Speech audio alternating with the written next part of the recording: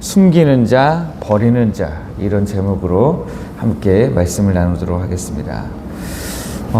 예전에 굉장히 오래된 영화인데요.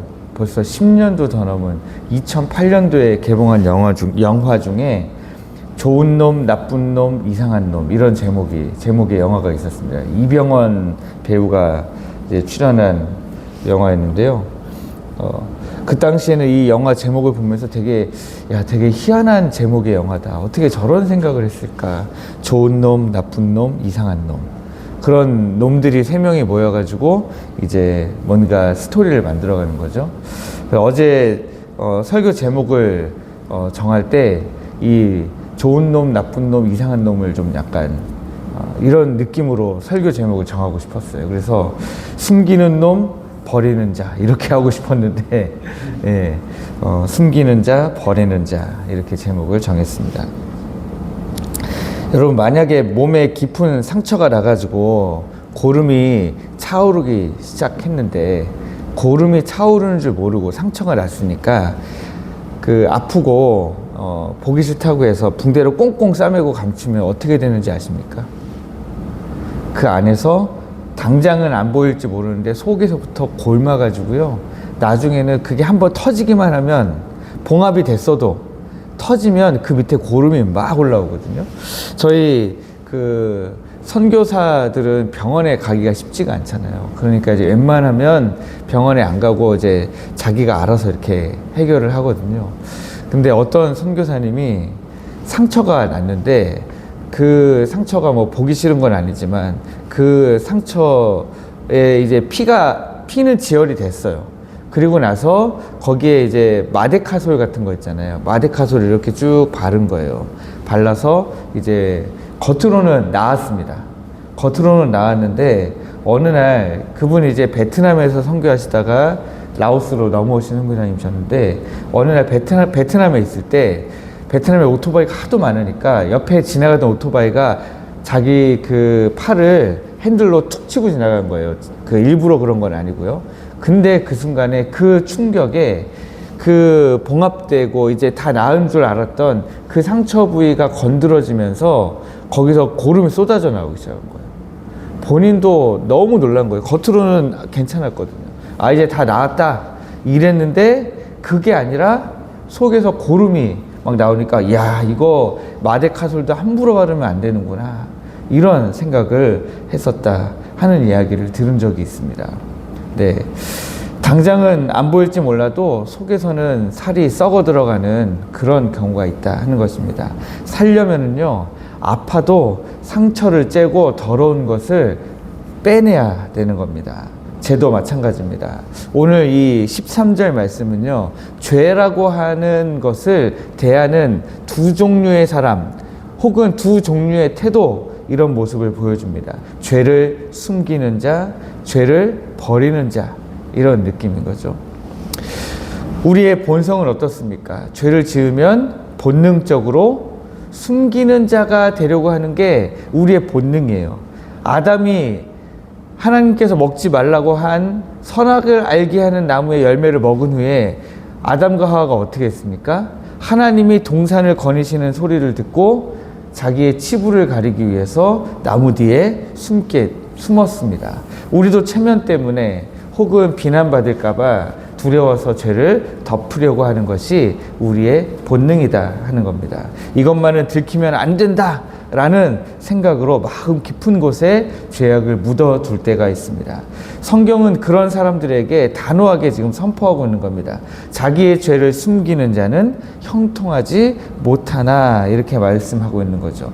여기 형통하지 못한다라고 하는 것은 단순히 뭐 사업이 안 되고 일이 좀 잘 안 풀리고 뭔가 좀 막 막히는 것 같고 갑자기 막 고난이 몰려오는 것 같고 하나님의 형벌이 임하는 것 같고 그런 차원이 아니에요. 하나님과의 관계가 막혀버린다라고 하는 것입니다. 수도관이 막히면 물이 안 나오잖아요. 그런 것처럼 죄를 숨기면 기도의 문이 막히고 은혜의 공급이 끊어지면서 우리의 영혼이 답답한 고통을 겪게 되는 것입니다. 그런데도 우리는 이런 착각을 좀 합니다. 남들이 모르면 그만이지. 남들이 잘 모르는데 뭐 시간이 지나면 내가 지금 실수한 거 사람들이 모르는데 시간이 지나면 다 잊혀지겠지. 혹은 적당히 덮어두고 뭐 이것보다 내가 지금 더 큰 일을 하고 있으니까 하고 그냥 묻어두고 넘어가면 되겠지 하는데요. 덮어둔 쓰레기는 결국 어떻게 됩니까? 썩고 냄새가 나기 마련입니다. 해결되지 않은 숨겨둔 죄책감은요, 우리 영혼을 병들게 하고 결정적인 순간에 내 발목을 잡는 올무가 되는 경우가 많이 있습니다. 저는 가끔 굉장히 저 밑에서부터 끌어올리는 한숨을 혼자 갑자기 쉴 때가 있어요. 그러면 이제 옆에 제 아내가 놀래죠. 아니 무슨 생각을 했길래 또 그렇게 한숨을 깊게 쉬어 이래요. 보통요 한 30년 40년 된 저의 죄예요. 제가 막 초등학교 때, 중학교 때, 고등학교 때 했던 그 독한 말 한마디 있잖아요. 남들은 아무도 모르고 넘어갔는데 저 혼자 저 밑은 저 깊은 데서부터 끌어져 올려오는 어떤 그런 죄책감에서 올라오는 내가 그때 그게 죄였구나 라는 것을 깨달았을 때 갑자기 저 밑에서부터 올라오는 한숨이 있더라고요. 그럴 때마다 하나님 앞에 고백합니다. 하나님, 제가 그때 지었던 그 죄에 하나님 이제 깨달아요. 하나님 30년 40년 지나서 이제 깨닫습니다. 하나님 용서해 주십시오. 제가 이렇게 기도할 때가 참 많이 있습니다. 이런 것처럼 하나님은 우리가 살 길은 오직 죄를 자복하고 버리는 것뿐이라고 말씀하고 있습니다. 13절 말씀 후반절에 보시면 죄를 자복하고 버리는 자는 불쌍히 여김을 받으리라 이랬습니다. 여기 자복하다라고 하는 말은요, 손을 펴다 혹은 토해내다 이런 뜻입니다. 내 손에 꽉 쥐고 있던 죄악, 아무도 모르고 내 손 안에 있기 때문에 아무도 몰랐던 죄지만 그 죄를 하나님 앞에 내 손을 펴므로써 내가 지었던 죄를 하나님께 보여드리는 거죠. 내 안에 있었던 죄를 토해내는 것입니다. 변명하지 않고 하나님 제가 잘못했습니다. 제가 죄인이었네요 라고 있는 그대로 인정하는 것입니다.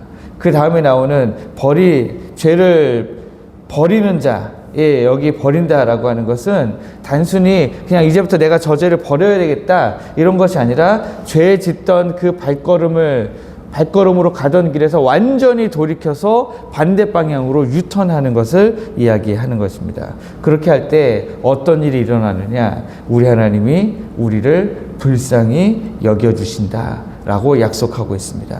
여기 불쌍히 여겨주신다 하는 히브리어는 라함이라는 단어인데요. 이 단어는요, 어머니가 아픈 자식을 품에 안고 아이고야 많이 아팠지 막 이렇게 하면서 품에 안아주는 어머니의 그 따뜻함 있잖아요. 어머니의 그 자식의 아픔과 자식의 고통을 보고 그것을 어떻게든 안아서, 그래서 그 안아줌으로 인해서 그 자식 안에 있는 마음, 그 쓴뿌리 같은 마음들을 해결해주고 싶은 그런 어머니의 포옹 있잖아요. 그런 마음으로 품어주는 그런 하나님 아버지의 마음을 이야기하는 거예요. 창자가 끊어지는 듯한 마음을 가지고 그 자식 새끼를 안아주는 우리 하나님의 긍휼하심, 그것이 바로 불쌍히 여김이라는 단어로 쓰인 히브리어 라함이라는 단어의 뜻입니다.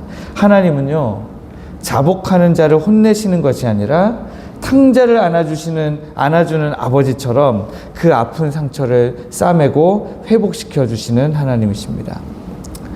하나님은 빛이시기 때문에 그 하나님 앞에 아무것도 우리는 사실 숨길 수가 없습니다. 내가 숨기려고 한다고 해서 숨겨지는 게 아니죠. 그렇기 때문에 하나님 앞에서 숨기려고 하다 보면 하나님과 동행할 수가 없게 되는 것입니다. 다윗은 시편 32편에서 이렇게 고백합니다. 내가 입을 열지 아니할 때에 종일 신음함으로 내 뼈가 쇠하였도다 그랬습니다. 여기 내가 입을 열지 아니할 때에 라고 하는 말은 내가 내 죄를 숨기고 있을 때에 내가 종일 신음함으로 내 뼈가 쇠하였도다 하는 것입니다. 당연히 하나님과의 관계가 막히고 은혜의 통로가 막히니까 다윗이 종일 신음함으로 뼈가 약해지는 것 같은 그런 답답함, 그런 고통 가운데 있을 수밖에 없는 겁니다. 그런데 같은 시편 안에서 그가 죄를 토해내고 하나님 이제는 내가 내 죄를 고백합니다 하고 했더니 시의 후반부에 가면 다윗이 이런 고백을 합니다. 주께서 내 죄악을 사하셨나이다. 내가 이제 주님 앞에서 좀 살겠습니다. 그런 고백을 하는 거죠. 회개는 징계가 아니라 막힌 담을 허무는 회복의 통로입니다. 성경에 보면 사울왕이 있고 다윗왕이 있습니다. 우리는 사울왕이 어떤 사람이었는지, 다윗왕이 어떤 사람이었는지 대충 압니다. 그런데 사울왕도 사무엘 선지자로부터 죄를 지적받았고, 다윗왕도 나단 선지자로부터 죄를 지적받았습니다. 사울왕이 사무엘로부터 죄를 지적받았을 때 어떻게 했습니까? 죄를 숨기고 변명하려고 하고 어떻게든 그 순간만 모면하려고 노력했을 때 그 결과 사울왕은 폐위되었죠. 하나님으로부터 내가 너의 왕의 자리가 영원하지 못하게 하리라. 내가 너를 끌어내리리라. 하나님이 그렇게 말씀하시는 음성을 듣게 되었습니다. 반면 다윗왕은 어땠습니까? 나단 선지자가 책망할 때에 모든 체면을 벗어버리고 침대를 다 적시도록, 그 침실을 다 적시도록 하나님 앞에 울며 회개했을 때, 내가 여호와께 범죄하였나이다 회개할 때에 하나님이 그를 버리지 않으시고 그를 불쌍히 여겨 주시는 것을 우리가 다 잘 알고 있습니다. 하나님 오늘 우리에게 이렇게 물으십니다. 너는 사울처럼 숨기는 자냐, 아니면 다윗처럼 죄를 자복하고 버리는 자냐? 오늘 저는 이 새벽에 우리가 우리의 죄를 자복하고 고백하는 자리가 되기를 원합니다.